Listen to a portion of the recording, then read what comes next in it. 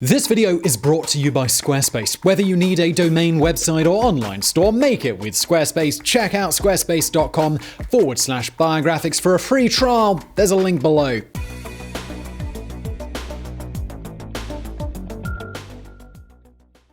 Christian Dior is one of the most iconic names in fashion, so iconic that even those with zero fashion sense have heard of him. His most popular line is arguably the equally famous Miss Dior, and while everyone's heard of the floral perfume, not everyone knows that there was a very real Miss Dior, and her first name was Catherine. The perfume was launched in 1947, and when Christian Dior wrote his autobiography just a few years later, he said the name came to him in a moment of inspiration, when he heard his great mentor greet his sister with the words, "Voila, Miss Dior." In a way, it was a fitting honor. Catherine was, by all accounts, one of her brother's biggest supporters. But on the other hand, she was perhaps the last person one might think would lend their name to a perfume. Her contemporaries knew her more for her unconventional nature, and when push came to shove, her fighting spirit. She was born in 1917, and as a young woman living in France during World War II, well, that fight and determination, it served her well. By the time the war came to a close, she would become a highly decorated member of the French resistance, even though she would spend those final dark days as a prisoner in a concentration camp.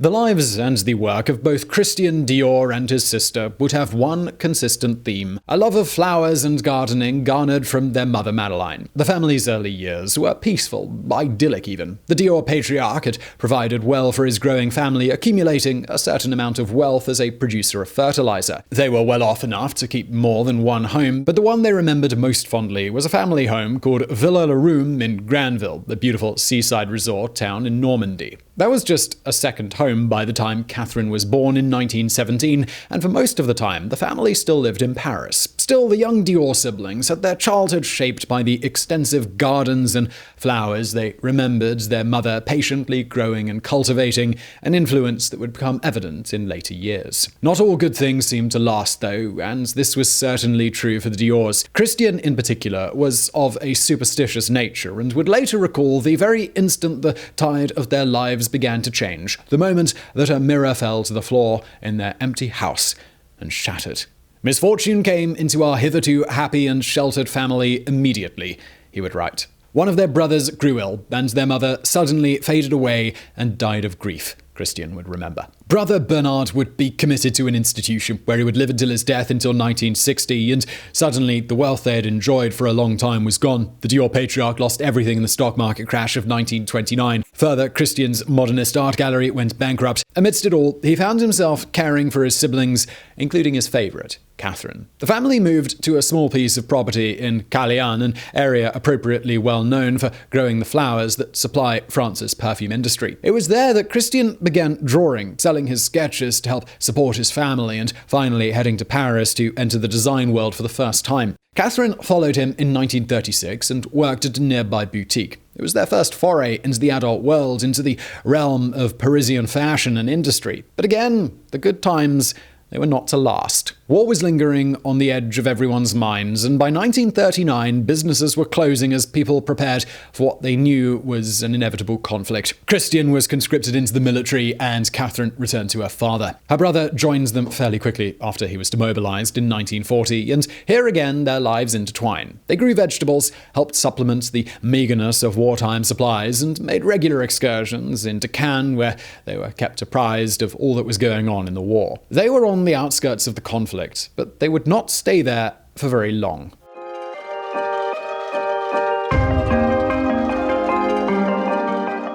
On June the 14th, 1940, the day that so many Parisian businesses had been preparing for finally happened. Suddenly, the city was under a strict 8 p.m. curfew, and German troops were announcing their official occupation. An estimated 2 million people had already left ahead of the impending invasion, and for those that remained, life was complicated. Parisians needed to find a way to coexist with their occupiers, and some, like Paris's other world-famous fashion designer, Coco Chanel, decided the best way to get through the war was to collaborate with the German military. She dated a high-ranking member of the Abwehr, moved into the Paris Hotel Ritz, and was given her own code name, as she used the ongoing persecution of the Jews to negotiate some business deals. Catherine and Christian Dior did the opposite. In 1941, Christian headed back to Paris, leaving his sister at Calais. He secured a position at the fashion house of Lucien Lelong, and Lelong did an incredible thing. Even as Nazi officers informed him they were going to be moving all of Paris's fashion industry to Berlin,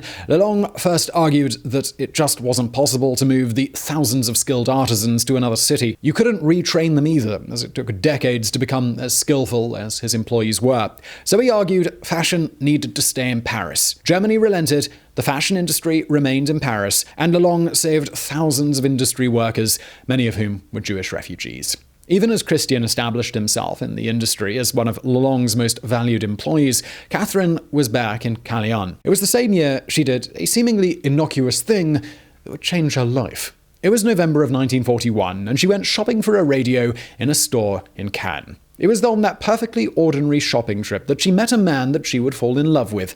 His name was Hervé de Charbonnerie, and he came with, well, a bit of baggage. He was married at the time to the mother of his 3 children. Lucy, who was rumoured to have plenty of affairs of her own, didn't matter though, not when it came to blossoming love between Hervé and the young Catherine. It was more than a simple wartime fling, though. He and Catherine didn't just fall in love, they joined a British-sponsored section of the French resistance. It was called the Famille, or F2, and it was a cooperative intelligence network that had been set up by French and Polish intelligence officers in the summer of 1940 with a bit of help from the British. She officially joined on July 1st, 1943, just a few months after Lucy. It was dangerous work. It was the first branch of the French resistance devoted to gathering intelligence, and they were doing it under the nose of a Vichy government so sympathetic to the Nazi cause of extermination that they didn't just comply with the Nazis, they went above and beyond to identify members of their Jewish population. Catherine became an intelligence agent with the massive central unit. Most of her work was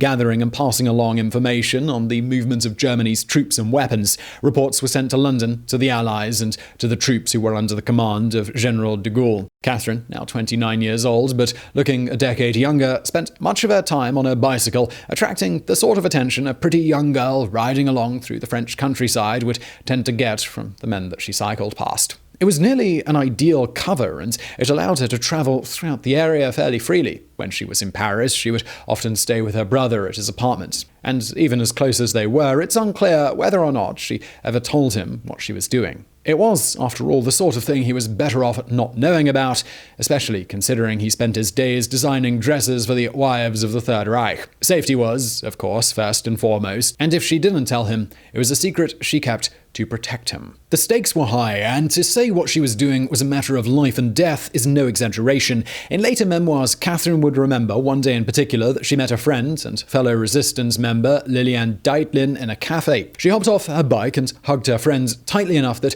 Deitlin remembered that moment even 35 years later. She asked Catherine about it, and Catherine remembered too. She had delivered 4 messages that day, 3 in the morning, 1 in the afternoon. 8 people had been arrested, most would be tortured, and all would be executed. When asked if there were many days like that, she responded with a sad shrug and simply said, "Ah oui." It wasn't just the enemy they knew about either. By the middle of 1944, counterintelligence officers loyal to the Germans and to the Vichy government had infiltrated F2. Suddenly, no one could be trusted. Hundreds of French resistance agents were arrested, torture was common, and Catherine would have seen the bodies of her allies recovered from where they had been dumped in the streets. July was a particularly bad month. Dozens of agents were arrested, including Jean Desbordes, who went by the codename Duroc. He was taken on July the 5th and held for 4 days of torture before his body was recovered. He had been beaten to death, his eyes torn from his head. Catherine was arrested on July the 6th. Now, this is all pretty intense, so let's just take a quick break for a moment and talk about today's sponsor. Now, in today's video, we're talking about someone who carries the name of one of the most iconic brands in the world. And you know what establishes a strong identity and brand these days? Well, that's a beautiful personal website or a business website, and you can do that with Squarespace. Squarespace allows you to create a powerful online identity. Maybe you're like me, you need a place on the web for people to find you, or maybe you're starting a new business and you need to set up an online presence or store. Well, you should do it with Squarespace. On Squarespace, it all starts with a stunning template, and with names like Pursuit and Royce, you know they're particularly cool. I mean, seriously, they are great-looking templates. Or if you hate beautiful templates, and, I'm not judging, you can start from scratch. Maybe you've got mad design skills. Squarespace make it super easy to make something that looks amazing. You can also just easily move over from an existing domain, and if you've hosted a website elsewhere, well, you're going to find out it's a lot easier to manage everything when you're on Squarespace. And once you've gone through the super easy customization process, there's no updates, there are no patches, there's no tech BS to deal with. No one likes any of that stuff. It's just simple with Squarespace. And look, Squarespace, it's not just about having an online presence. If you want to, you can also sell things. You can run an online store with Squarespace. Head to squarespace.com for a free trial. When you're ready to launch, go to squarespace.com/biographics and you'll save 10% off your first purchase of a website or a domain. Thanks again to Squarespace for sponsoring. And let's get back to today's video.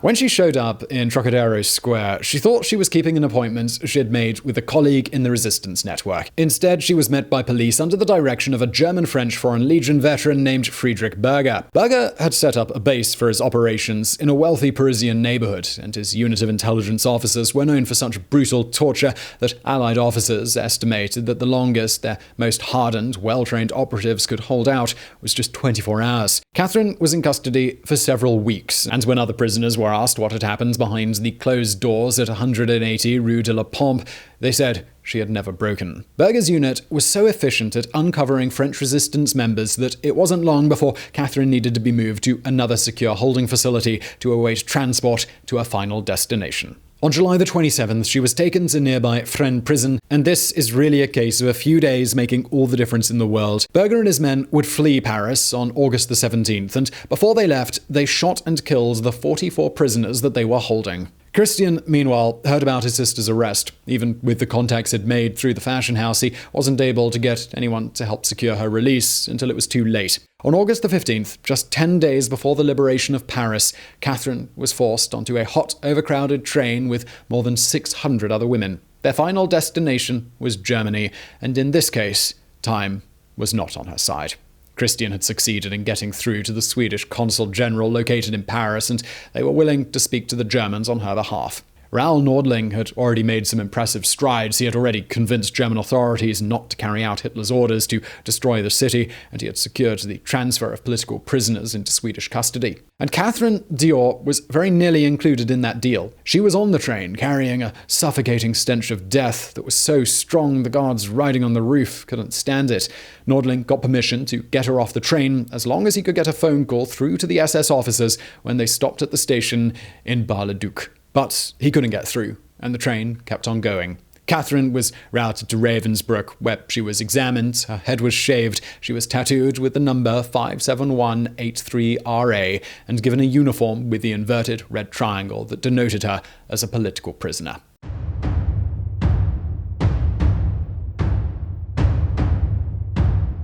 Catherine never freely spoke of her time in the custody of the Nazis, and it's not surprising. The atrocities of Ravensbruck perhaps aren't as well known as those of camps like Auschwitz, a sad fact that historians say is a result of the camp's location in what became East Germany, as well as the fact that it was for women and not nearly as well publicized when it was liberated. But it was no less horrible. More than 130,000 people were sent to this camp, according to best estimates, and surprisingly, only about 26,000 were Jewish. Others were political prisoners like Catherine. Some were academics deemed too dangerous to be allowed to speak freely, and some were simply sent there for not conforming to the Nazi ideals of race and femininity. Ravensbrück was a work camp, and historians do know that Catherine worked at a number of nearby factories that relied on slave labor sourced from the camps. She made explosives at Torgau, was forced to lay labor in a Prussian salt mine and worked at a factory building parts for aircraft. She was also part of a group that attempted to sabotage production in those facilities. It's unclear whether or not a subterfuge was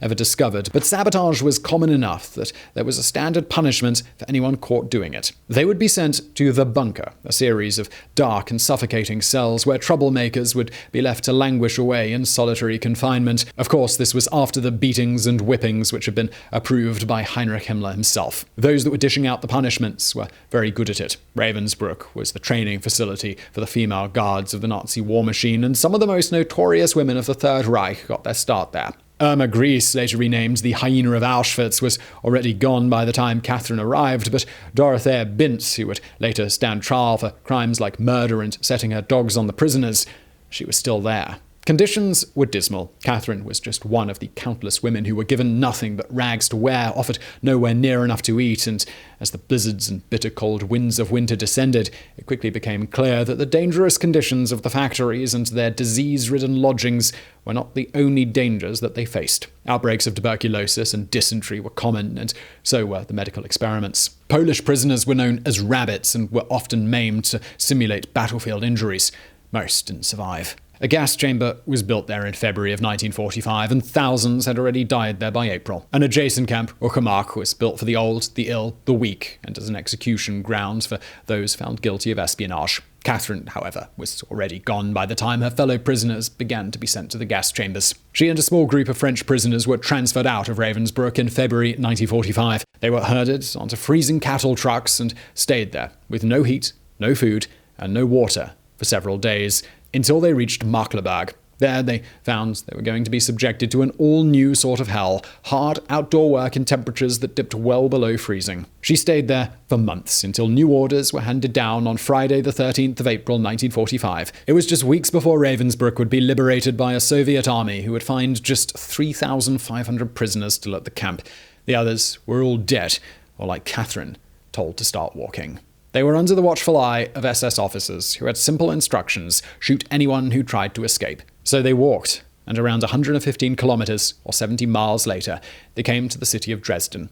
It lay in ruins. It had been the target of Allied bombers only a few months before, and even today no one is sure of the death toll. Anywhere from 35,000 to 135,000 people were dead, and the city that had once been called the Florence of the Elbe had been destroyed by thousands of tons of bombs and incendiaries that had set off a firestorm that had engulfed military targets, railways, museums, and civilian homes with equal enthusiasm. Walking into the smouldering ruins of a city that had once been one of Europe's most beautiful destinations had to be heartbreaking. But still, Catherine somehow managed to slip away from the group, take shelter among the ruins, and hide until the SS had marched away. On April the 19th, a week after she had been marched out of Markleberg, she was found by a group of American soldiers. She was still near the bombed-out ruins of Dresden, and when they took her to a hospital for care, she would be there for the next month. Meanwhile, Christian had gotten word that her name had been discovered on a list of concentration camp prisoners, but it wasn't clear where she was, if she had been among those liberated, or if she had been among the dead. In an odd twist, he received that message on April the 19th as well. For weeks, the only assurances he had that he would once again see his beloved sister came from the clairvoyants that he regularly consulted. Madame de la Haye had been unwavering in her insistence that Catherine would return from Germany, and it wasn't until May the 27th that he got another message, one that said she was indeed coming home.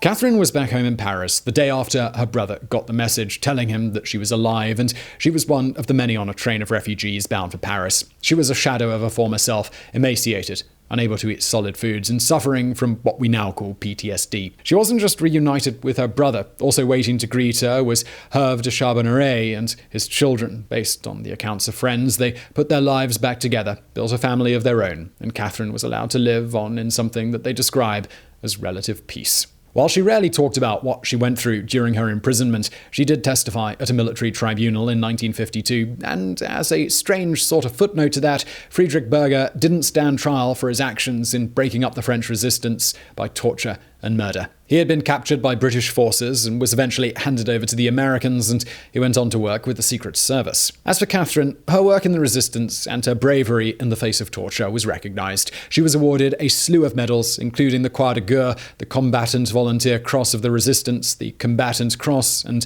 from Britain, the King's Medal for Courage in the cause of freedom. She was also named a Chevalier of the Légion d'Honneur, and, of course, Christian would name his first perfume for her just 2 years after her return to Paris. And she stayed busy. She became a representative in cut flowers, and for more than a decade, she and Herve would arrive at the Halle Market at 4 a.m. to set up their display of cut flowers brought into the City of Lights from all over the world. She and Herve continued to live together until his death in 1985, and for years she faithfully attended an annual memorial service for members of the French Resistance. Even throughout her later years, she remained steadfast in her support for the cause that she had nearly given her life for. She publicly distanced herself from the more controversial members of her family, including her niece Françoise, who publicly declared herself a neo-Nazi when she married British extremist leader Colin Jordan in a ceremony that involved a copy of Hitler's Mein Kampf. Christian Dior died in 1957, and afterwards, Herve and Catherine moved back to Callian, where